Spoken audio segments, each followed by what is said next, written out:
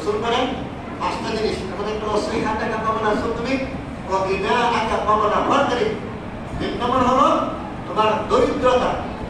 দরিদ্রতা আসার আগে আগে তোমার যে স্বাবলম্বী আছে এটা কাজে লাগাও। বলা যায় না কোন সময় কার কি অবস্থা চলে আসে। ধনী গরিব বানানোর মালিক কে? কথা বলুন। ধনী গরিব বানানোর মালিক কে? আল্লাহ। আপনারা সমাজে অনেক দেখছেন যাদের বাপ দাদা অনেক কষ্ট করে চলত, আজকে দেখা যায় অনেক সম্পদের মালিক আসলে সমাজ।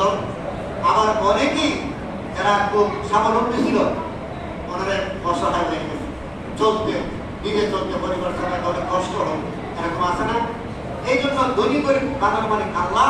রসুল বলেন তোমার দরিদ্রতা আসার আগে আগে তোমার সত্যটাকে কাজে লাগা। অর্থাৎ তোমার যে টাকা পয়সা আল্লাহ তাআলা দিয়েছে এটাকে দাম খায়াল জনকল্যাণ দরিদ্র কাজে লাগা। 4 নম্বর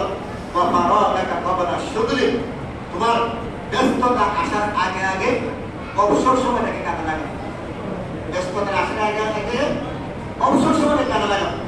দেখবেন ব্যস্ততা এখন নাই, এমন সময় আসে যে ব্যস্ততার কারণে টাইমে সামনে পিছনে যাওয়ার সময় নাই, কথা বলার কথা শোনার সময় নাই।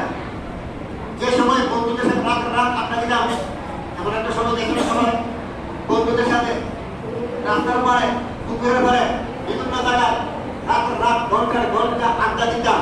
আজকে এই বন্ধুদের সাথে মাসের মাস টাকা যোগাযোগ কেন? ব্যস্ততা সবাইকে গ্রাস করে ফেলছে।